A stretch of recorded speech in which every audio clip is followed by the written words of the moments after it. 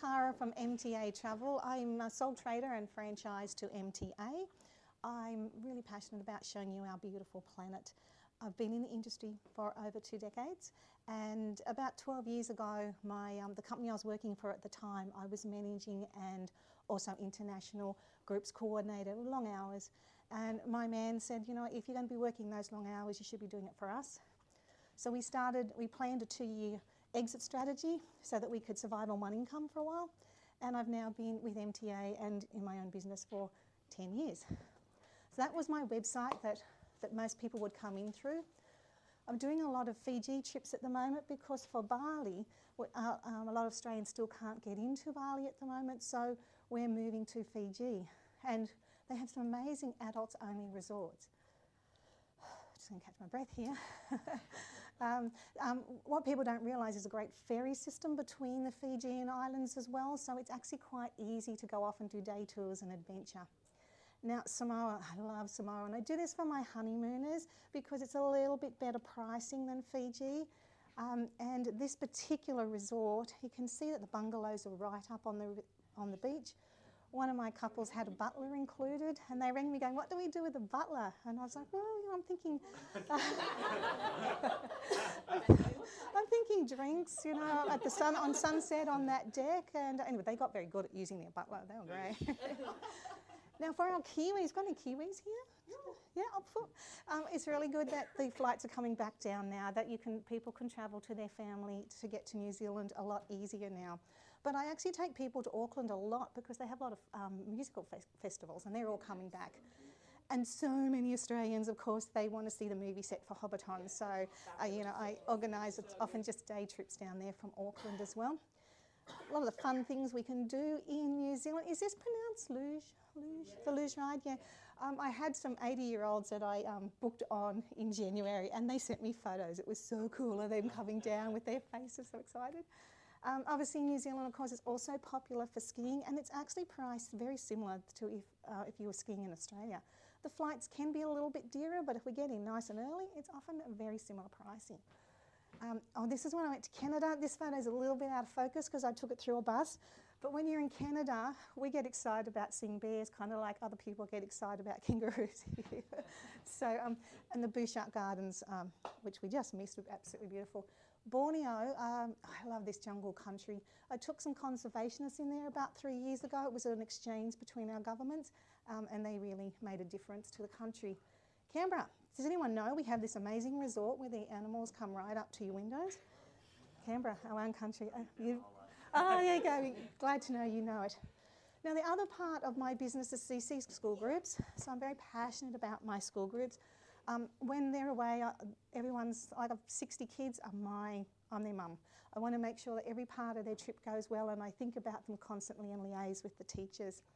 So some of the trips I do, I could go on, but these are the main sort of ones that I do year after year, except for the last 2 years, but they're all coming back now. And I'm just going to talk a little bit on each one very shortly. Well, one of the things I do is I completely look after the teachers, so they often have specific little things they want, and I will make sure that happens. Uluru, really popular at the moment. So many from Melbourne are contacting me because I advertise this on my website and not many people do. And I give them a First Nation experience, so they actually do go out and meet our Indigenous elders, which is really cool. The kids really get into it. They do eat widgety grubs, but it's not compulsory, but they do. The tall ships here is in the Whitsundays. This would usually be a year 7 or 8 group, and they actually do around-the-clock shifts on actually manning the ship, and they do a lot of scuba diving and that sort of thing as well. They absolutely love it. They're exhausted when they come home because they're not used to working night shifts, and they do it for a week, so each of them usually get 2 night shifts, and they can sleep underneath. Canberra is something that year 7 and year 6 do. It's actually a part of the curriculum, so the government actually a little bit of funding for the schools, so that goes well. Would you believe the Gold Coast? I get a Melbourne school come up every year. They stay, except the last 2 years, they stay in SeaWorld Nara. They must go to these 4 parks, not a bad school camp. Comes under their science and marine studies, I believe. When I do a trip to Greece, this would be a history class, and again, it's usually a high school, and they'll be 15 to 17. So I can usually do it for under 5,000, and that's for 10 to 12 days. So, but I use Emirates. I use good airlines so that there's not a big long layover.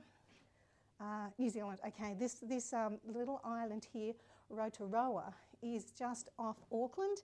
And this is for usually a year 12 or 11 group when they want to help out. That they have endangered species on there, and they go and actually help, keep them safe, which is cool.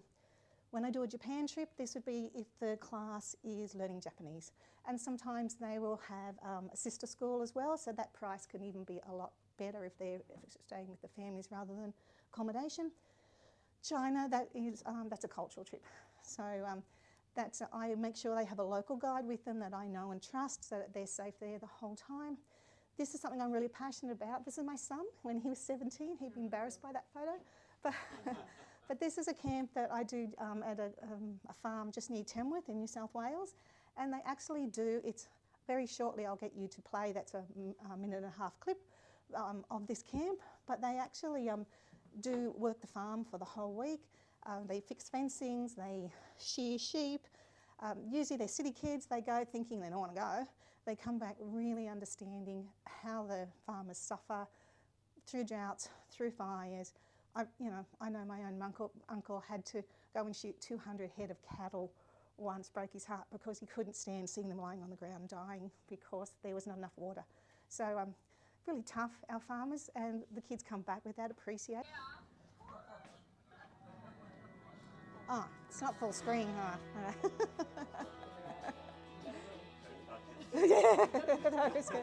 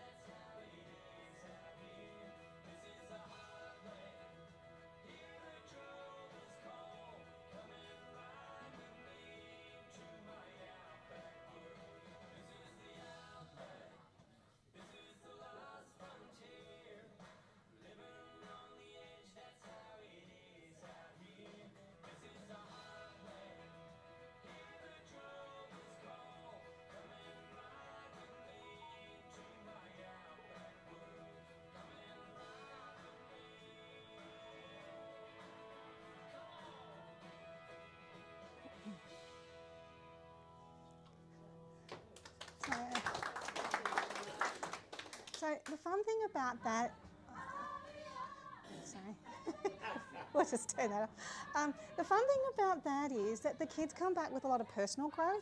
Can you imagine going to that camp? You didn't want to go. You want to go and be with animals, and you can see the fun they had. They actually came back and fundraised for that farm, and it was absolutely amazing. And it's the same with Uluru. There's a great depth of growth when the kids come back. I hear it from the parents. I see it from my own students, my own kids and their friends. So that's why I'm passionate about it, because I really believe giving these kids experiences that we often didn't get to do, the personal growth is really, really cool. So thank you.